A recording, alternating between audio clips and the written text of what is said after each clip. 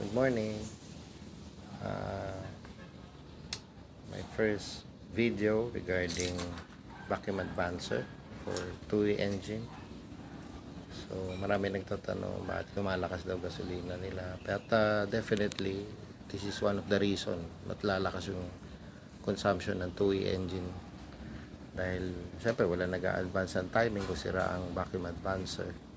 At the same time yung proper connection nito, no, para do sa mga nagko-convert ng mga small body to electronic distributor, kailangan tama rin yung pagka-connect ng vacuum hose nyo para gumana siya, no? So one way to know kung sira to, definitely pag ginila mo yung isang hose nya, dapat magbabago yung RPM nya, no?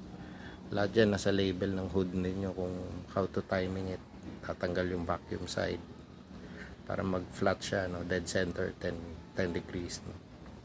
Then ang role na advancer is to advance the timing once you rev up pag medyo mahatap. So here it is with Whitey. So ito po yung vacuum advancer. May dalawa po yung hose.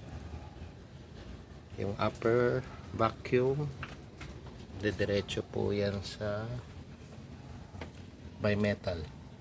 Isa sa bimetal at isa sa dito yung may tatlong tubo, which is the valve. So yung isa naman sa balba nasa carburetor. So kadalasan yung carburetor naman yung location nya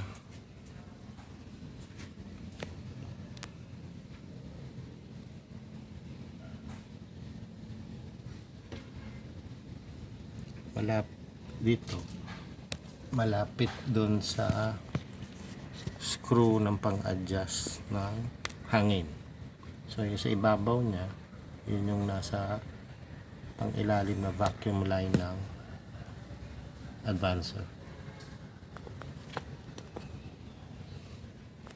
So dapat po correct din po yung pagkalagay ng vacuum line. So I repeat, yung upper po will go to the bimetal.